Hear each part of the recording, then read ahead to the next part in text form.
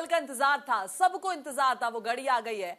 चुनाव के बाद आज नतीजों की बारी है। सुबह 8 बजे ईवीएम का पिटारा खुल जाएगा और उसके बाद महाराष्ट्र और झारखंड के लिए जनता का जो आदेश है वो मुकम्मल होगा।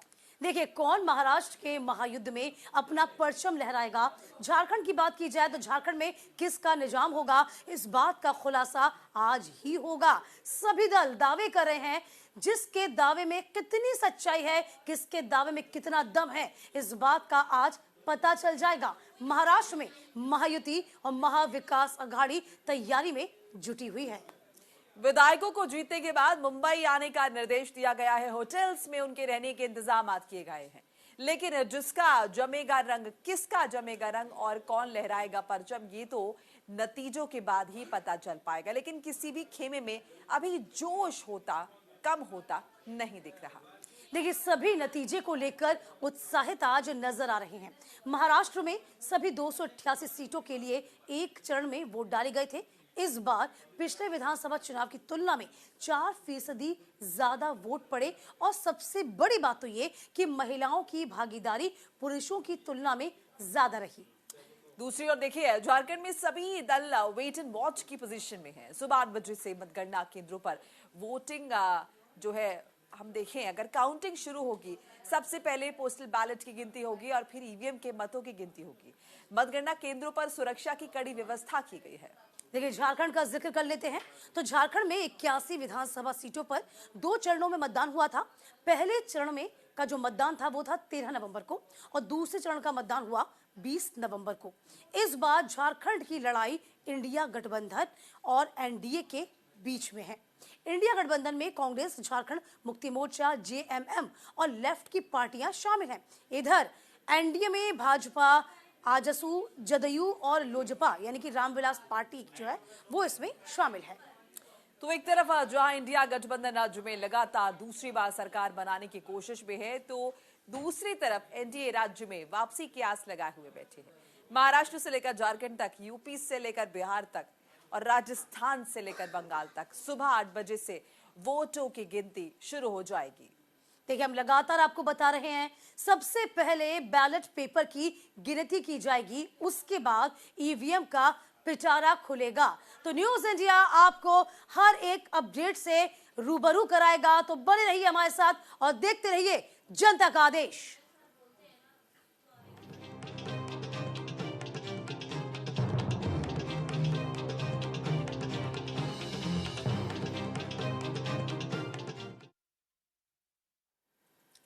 तो थोड़ी ही देर में शुरू हो जाएगी मतगणना। महाराष्ट्र और झारखंड में वोटों की गिनती होगी। उपचुनाव का भी जिक्र करें तो उपचुनाव के लिए भी आपको बता दें कि वोटों की काउंटिंग कुछ ही देर में शुरू हो जाएगी। तो महाराष्ट्र में 20 नवंबर को हुआ था मतदान, झारखंड में 13 और 20 नवंबर को हुई थी वोटिंग। दो राज्यों में मतदान हुए थे और झारखंड में 2 चरणों में मतदान संपन्न कराए गए थे। महाराष्ट्र में एक ही चरण में सभी 288 सीट्स पर वोटिंग हुई थी और आज नतीजों का दिन है। नतीजे क्या होंगे, थोड़ी देर में मतगणना शुरू हो जाएगी। देखिए, अभी तो 6 बजे हैं और 8 बजे मतगणना जो है वो शुरू होगी, वोटों की गिनती जो है वो शुरू होगी। उपचुनाव की भी इस बीच काउंटिंग होगी, ये अहम बात आपको बता रहे हैं। झारखंड में 13-20 नवंबर को वोटिंग हुई थी, तो जनता के दिल में क्या है, जनता ने किसे मत दिया है, जनता ने किसे जिताया है, ये रुझान आने शुरू हो जाएंगे जब धीरे धीरे हम देखेंगे कि वोटिंग की गिनती होगी और उसके बाद स्थिति धीरे धीरे साफ हो जाएगी। पता चल जाएगा कि किसने जनता के दिलों पर राज किया है। देखो, देखिए महाराष्ट्र में किसकी सरकार बनेगी। क्या भाजपा, शिवसेना, शिंदे, अजित पवार गुट वाला गठबंधन फिर से सरकार में वापसी करेगा या फिर कांग्रेस, शिवसेना, उद्धव गुट या फिर एनसीपी, शरद पवार के गुट की जीत होगी। देखिए, महाराष्ट्र का अगला मुख्यमंत्री कौन होगा, इस पर सभी की निगाह है। आपको याद होगा जब सीट शेयरिंग के फॉर्मूले पर बात बन रही थी, उसी को लेकर कयास लगाए जा रहे थे कि सीएम का चेहरा कौन होगा। उस बीच देखा गया था उद्धव ठाकरे सामने आ रहे थे और ये कहा गया था कि जो भी पार्टी के जितने ज्यादा वोट होंगे, सीएम का चेहरा उसका ही होगा। और देखिए, ये अमूमन स्थिति ना सिर्फ एमवीए बल्कि हम कह सकते हैं कि महायुति में भी वही स्थिति देखी गई। तो कल भी देखिए, जो पोस्टर चस्पा किए गए थे अजित पवार का, वो उस बात की तस्दीक कर रहा है कि अजित पवार तो खुले मन से कह रहे हैं कि बतौर सीएम उन्हीं को चुना जाना चाहिए। तो फिलहाल देखिए, अब कुछ ही देर बाद ये तो साफ हो जाएगा कि सरकार किसकी बनेगी। इसके बाद शुरू हो जाएगी जद्दोजहद सीएम बनने की। तो देखिए, महाराष्ट्र झारखंड 2 राज्यों में विधानसभा चुनाव हुए और इस बीच ये भी बता दें कि कुछ राज्यों में उपचुनाव भी हुए। तो सभी के वोटों की गिनती होगी, तस्वीर आज साफ होगी, किसकी विजय होगी, किसकी हार होगी, सब चीजों से पर्दा उठेगा।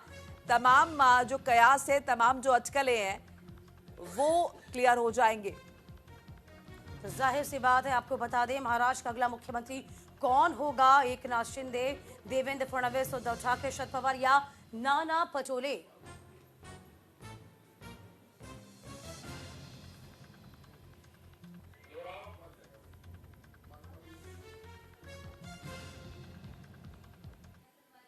तो देखिए, सबसे पहले हम बात कर लेते हैं महाराष्ट्र की। महाराष्ट्र विधानसभा चुनाव हो चुके हैं। महाराष्ट्र में कुल 6 रीजन आते हैं। देखिए, मुंबई रीजन में 36 सीटें आती हैं। शिवसेना, उद्धव और शिंदे गुट का इस सीटों पर प्रभाव माना जाता है।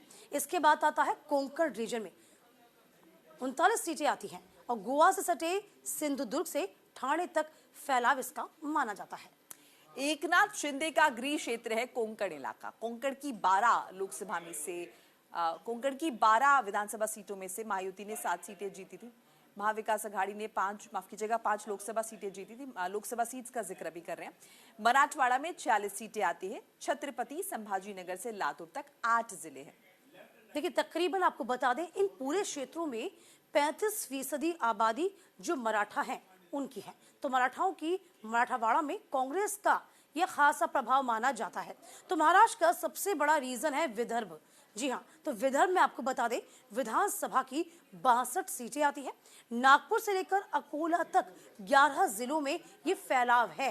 तो फिलहाल विदर्भ का जो आधा हिस्सा है वो मध्य प्रदेश से सटा हुआ है। और देखिए, बीजेपी और कांग्रेस का क्षेत्र में खासा प्रभाव माना जाता है। उत्तरी महाराष्ट्र रीजन में 47 सीट्स आती हैं। नंदुरबार से अहिल्या नगर तक 5 जिले ओबीसी और आदिवासी की खासी आबादी का है। बीजेपी का उत्तरी महाराष्ट्र में खासा प्रभाव माना जाता है। देखिए, बात अब पश्चिम महाराष्ट्र की करेंगे तो पश्चिमी महाराष्ट्र में 58 विधानसभा सीटें आती हैं। इसके अलावा आपको बता दें, सोलापुर से लेकर कोल्हापुर तक 5 जिले में फैलाव माना जाता है, जिसमें सांगली हुआ, सतारा हुआ और पुणे में एनसीपी का प्रभाव ये माना जाता है। शरद पवार और अजित पवार का ये गढ़ है। परंपरागत सीटें जो हैं वो इस जगह मानी जाती है। इस बीच आपको ये भी बता दें कि मराठा आरक्षण आंदोलन का जो खासा असर है ना, वो लाडली बहना योजना से महायुति को अधिक फायदा फिलहाल ऐसा माना जा रहा है कि मिलता हुआ दिख पा रहा है। तो मराठा आरक्षण हो गया, मराठा वर्सेस ओबीसी, महंगाई का एक मसला हो गया, फसलों के कम रेट से नुकसान की बात हो गई, बटेंगे तो कटेंगे नारे की वजह से मुस्लिम वोट्स में ध्रुवीकरण हो गया। इनका जो फायदा है वो फिलहाल महायुति गठबंधन को मिलता हुआ नजर आ रहा है, एमवीए को मिलता हुआ नजर आ रहा है। तो ये देखिए, सारे फैसले आज ही हो जाएंगे, सारे कवायद आज ही पता चल जाएगी। 12 बजे तक देखिए अमूमन स्थिति साफ हो जाएगी। फिलहाल तमाम तस्वीरें हम आप तक पहुंचा रहे हैं। इसमें किस तरीके से भारी सुरक्षा व्यवस्था मौजूद है। जो वोटों की गिनती करेंगे उनकी पूरी चेकिंग की जा रही है, उसके बाद ही उनको अंदर दाखिल किया जाएगा। तो फिलहाल देखिए, आज का दिन न सिर्फ महाराष्ट्र बल्कि झारखंड, इसके अलावा तमाम जो उपचुनाव हुए हैं उन राज्यों के लिए भी बहुत खास हो चला है। तो सभी की धड़कनें आज रुकी हुई हैं, क्योंकि 2 राज्यों में आज नतीजे घोषित हो जाएंगे।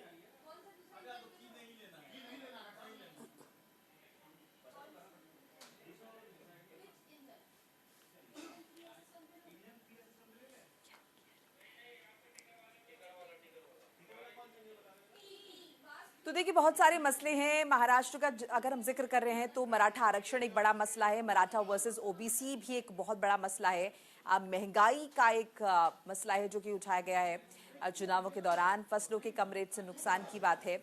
इसके अलावा बटेंगे तो कटेंगे नारे की वजह से मुस्लिम ध्रुवीकरण जो है, मुस्लिम वोटों में ध्रुवीकरण जो है, ये भी कहीं ना कहीं देखने को मिल रहा है। अब देखना होगा ये जो नारा दिया गया था बटेंगे तो कटेंगे, और इसके पीछे जो मंशा थी, अगर हम देखें महायुति गठबंधन की, जो हिंदू वोट है उसे एकजुट किया जाए, वो कितने इसमें कामयाब होते हैं। दूसरी तरफ इस नारे की वजह से अगर हम देखें तो महाविकास अघाड़ी को कितना फायदा होता है, क्योंकि नारा एक ही है लेकिन इसके पर्पस अलग अलग है। एक तरफ कोशिश की गई कि हिंदू वोट बैंक को एकजुट किया जाए, और दूसरी